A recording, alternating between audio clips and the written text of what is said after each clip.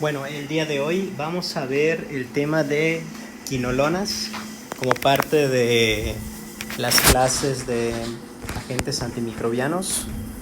Como saben, me llamo José Alberto Ortiz Osalde y soy profesor de la Facultad de Medicina de la Universidad Autónoma de Yucatán.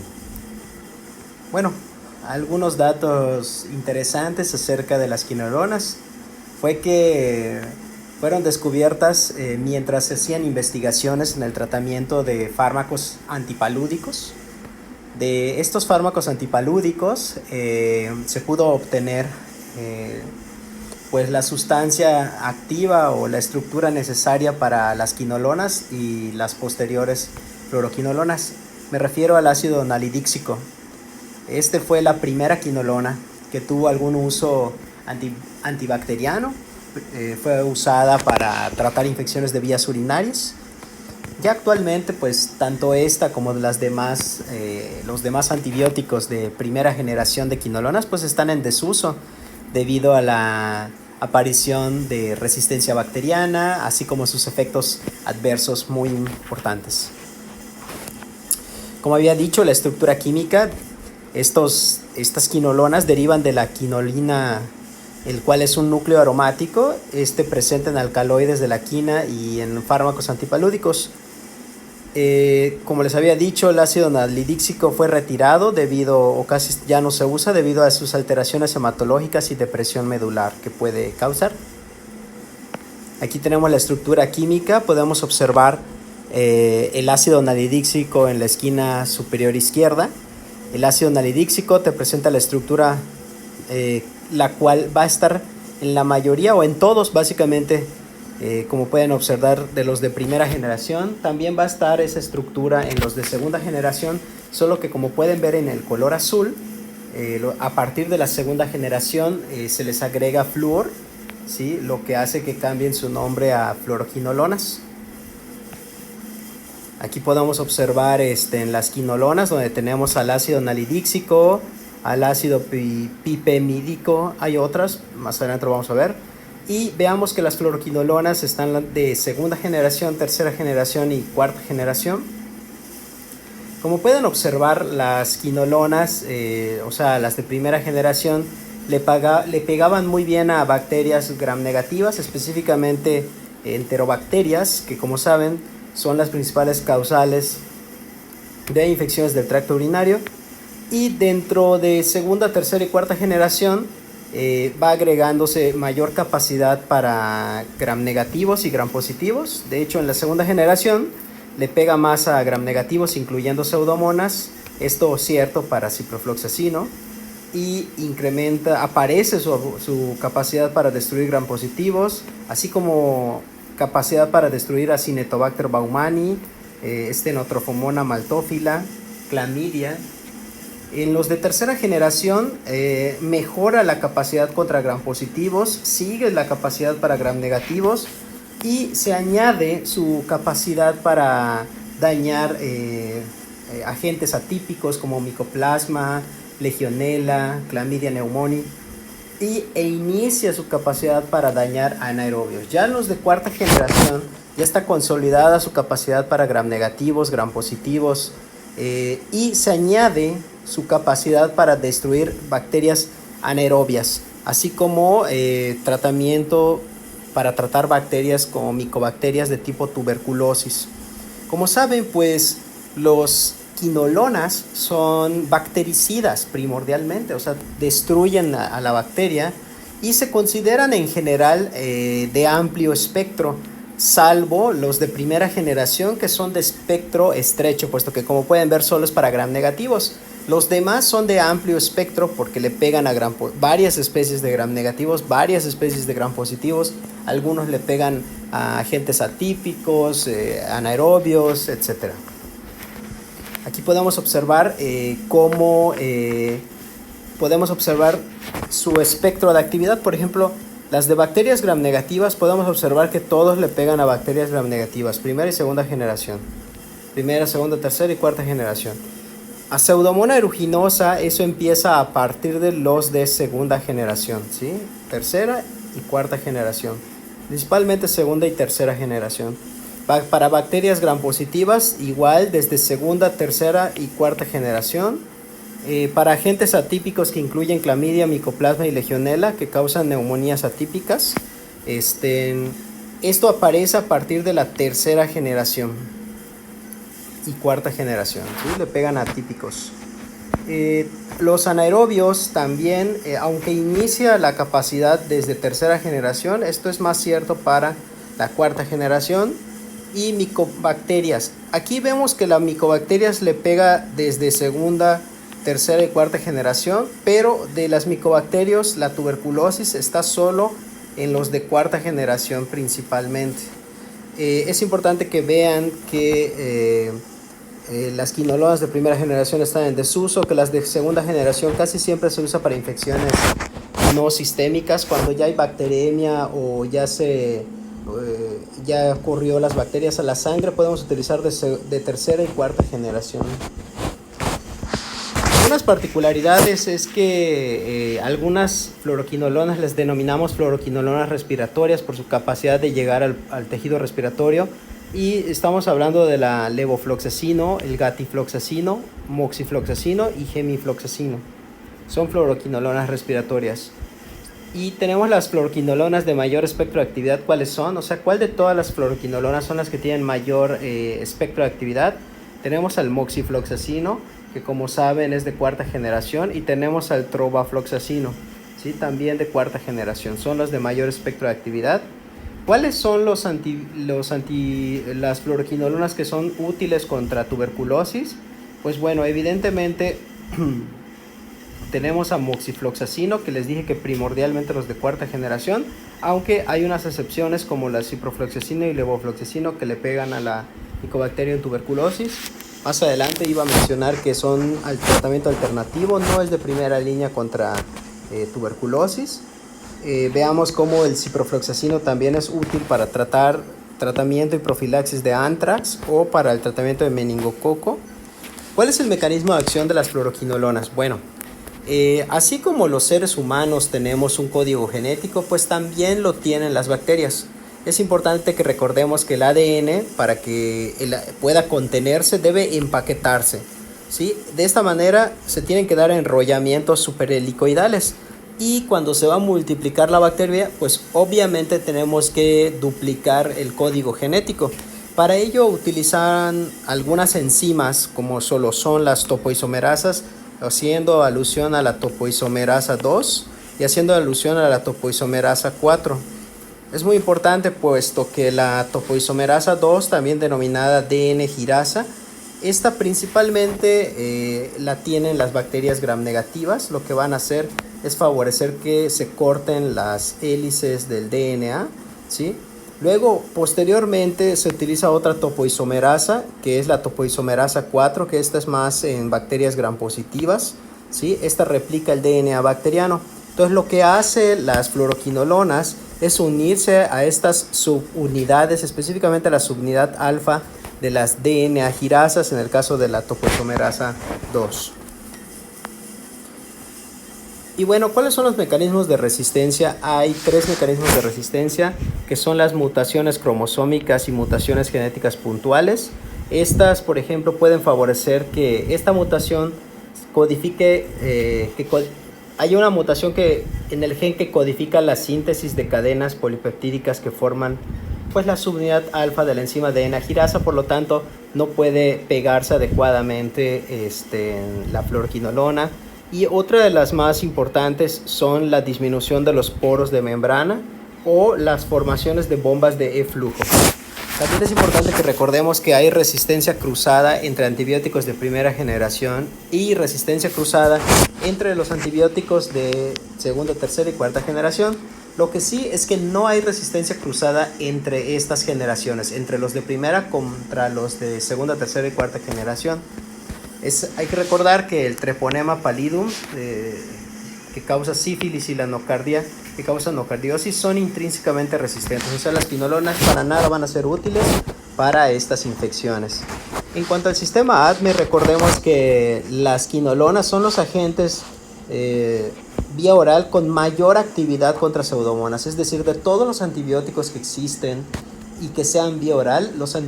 Las quinolonas son las de mayor actividad contra Pseudomonas que sean vía oral.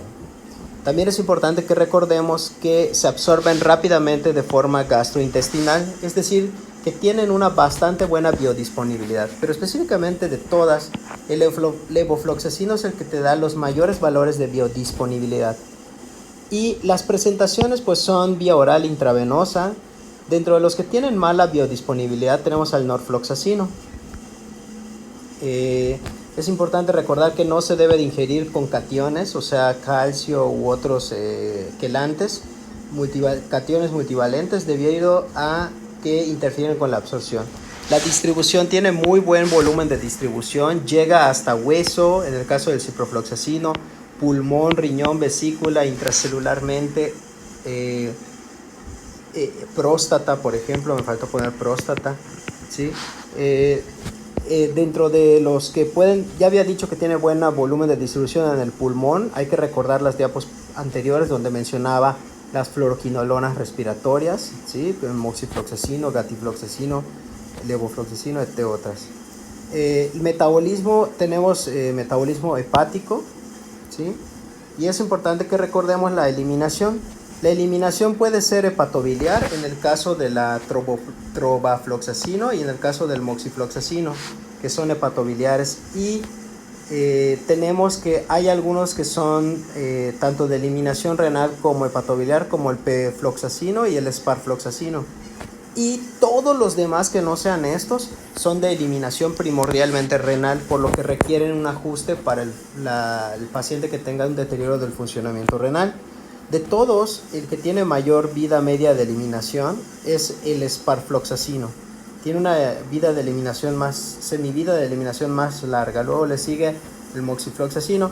¿Cuáles de todas las quinolonas no requieren ajuste para la función renal? Son las que tienen el asterisco rojo, que son la trobafloxacino, moxifloxacino y el pefloxacino, ¿sí? Porque principalmente son de excreción hepatobiliar.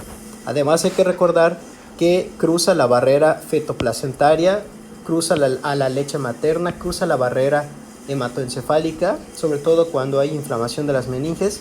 Y algo particular y muy bueno de estos fármacos, de las quinolonas, es que tienen poca o escasa interacción farmacológica. Algunas excepciones son el ciprofloxacino y el pefloxacino, que pueden aumentar las concentraciones de teofilina cuando se da de forma concomitante. ¿Cuáles son los efectos secundarios adversos más frecuentes? Dentro de los más frecuentes tenemos a los gastrointestinales como los efectos secundarios y adversos más frecuentes, donde se incluye tener náuseas, vómitos, diarrea, dolor abdominal epigástrico. Dentro de las alteraciones en el cartílago puede causar una tendinitis o de forma muy rara puede causar una ruptura del tendón de Aquiles en adultos, bastante raro. Se ha visto que los quinolonas pueden presentar alteraciones de la glicemia, pueden causar hiperglucemia, hipoglucemia o disglicemias, como en el caso del gatifloxacino, que puede causar elevaciones o disminuciones de la glucosa, o en el caso de moxifloxacino, que caiga la glucosa, hipoglucemia. Los siguientes efectos secundarios adversos más frecuentes son neurológicos, y ahí tenemos la posibilidad de causar convulsiones, sobre todo si el paciente tiene antecedente de epilepsia. Neuropatía periférica, se ha asociado a las quinolonas con la presencia de neuropatía periférica. Otras alteraciones que se han mencionado son en algunos casos alteraciones visuales. Cuando se usa en niños muy chicos puede causar estrabismo. Desde el punto de vista cardiológico puede causar prolongación del QT, esto sobre todo para gatifloxacino y esparfloxacino, lo que incrementa el riesgo de arritmias.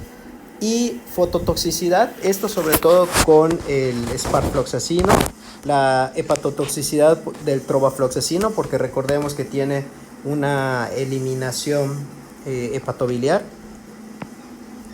¿Cuáles son las indicaciones? Bueno, antes que nada es importante que recordemos que tiene una gran variedad de usos, sobre todo en el medio hospitalario y en el medio extrahospitalario. También debemos de recordar que la terapia por vía intravenosa se prefiere para pacientes con infecciones graves o con alteraciones de la absorción intestinal. Fuera de estos casos se puede dar vía oral debido a que tiene una gran biodisponibilidad vía oral y tiene menos riesgo de efectos adversos, además de que cuesta menos por vía oral.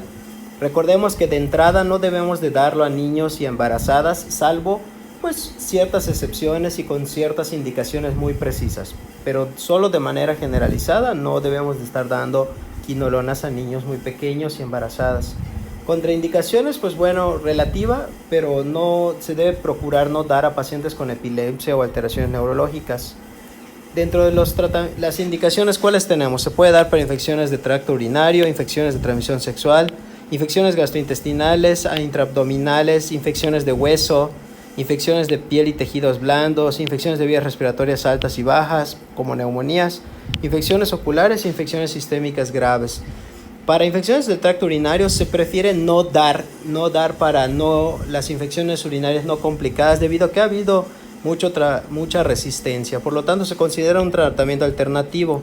Para las infecciones de vías urinarias complicadas es muy útil las fluoroquinolonas, sobre todo si es causada la infección por una pseudomonas aeruginosa. Es muy bueno para tratar la pielonefritis y también es ideal para tratamiento como prostatitis. Dentro de las infecciones de transmisión sexual, pues se ha visto que es un tratamiento útil, aunque no es de primera elección. De hecho, se considera en un tratamiento alternativo para infecciones gonocócicas y también las no gonocócicas que causan cervicitis, uretritis, enfermedad pélvica inflamatoria.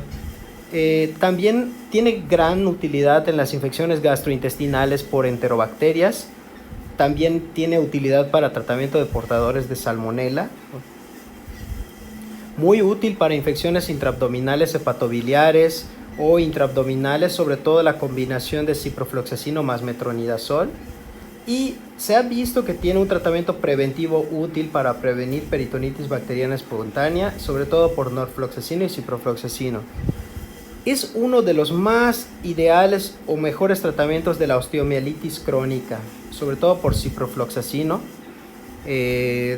Infecciones de piel y tejidos blandos, bueno, no es de elección para tratamiento de infecciones de tejidos blandos, aunque sí es un tratamiento de primera línea cuando tenemos un paciente con pie diabético infectado, aunque hay otros tratamientos también de primera línea.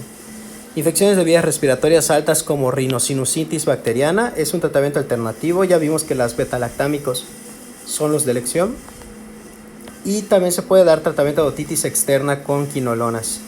Dentro de las infecciones de vías respiratorias bajas tiene muchas utilidades como tratamiento de neumonías intrahospitalarias, sobre todo si es causada por infecciones por pseudomonas aeruginosa o por agentes atípicos como Mycoplasma, Legionella o Chlamydia pneumoniae. De hecho, el tratamiento de elección para la Legionella son quinolonas. También es muy útil para exacerbación de POC de primera línea y para tuberculosis se consideran tratamiento de segunda línea, ya que si lo usas en monoterapia puede causar resistencias.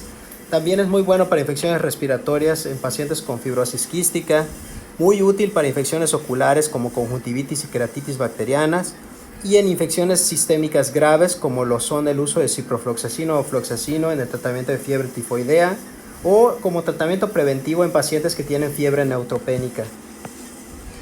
Bueno, en resumen, las quinolonas derivan del ácido nalidíxico que se extrae de fármaco antipalúdico.